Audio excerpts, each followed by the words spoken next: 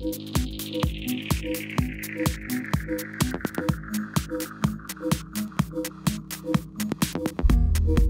was probably about 16 or 17 when they first implemented the seatbelt law in Alberta. And I know it was a process to try to get people to wear their seatbelts. There was a few that were opposed to it and didn't support it. And I know it went off for a little while where you didn't have to wear the seatbelt, and then it came back on again.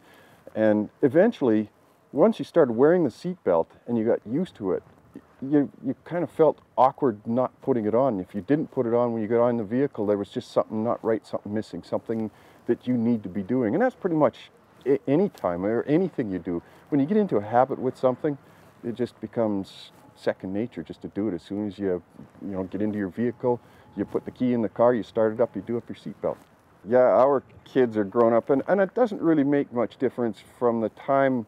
I guess one of the biggest steps is when they get their driver's license. And as a parent, you're worried about, are you doing the right thing by allowing your child to go out and drive, because there are some issues out there. Did you do all the right things when you were teaching them how to drive? Did you explain to them some the things to watch out for, the defensive driving that's necessary to be able to drive out there in the community? And all you can do is just hope that you did, and because at some time, sooner or later, you've got to cut the umbilical cord and let them go. And even after, like our daughters moved out of the house, and even now you're still concerned, wondering if everything's all right. And well, at some point in time, you just got to let go and hope you've done the best when you're raising them in the first place. Drugs and alcohol allow people to make poor decisions, poor judgment. And again, that's one of the reasons why we're called to some of the scenes that we are, is because it involves drugs and alcohol, and people aren't making rational decisions, and things are out of control. And like I say, if it wasn't for drugs and alcohol, I would probably be out of job.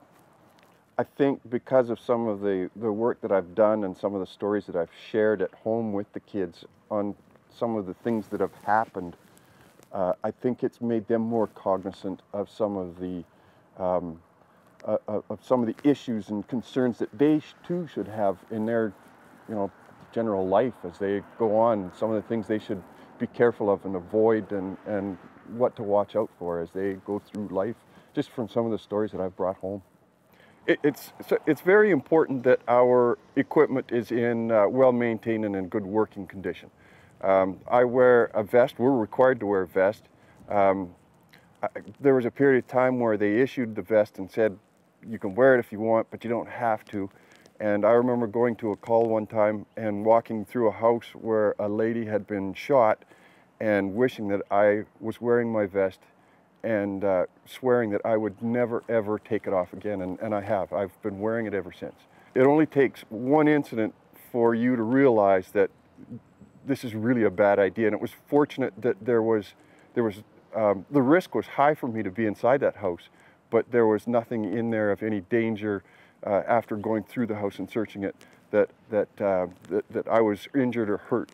But again, there was still the potential, and I've been wearing my vest ever since.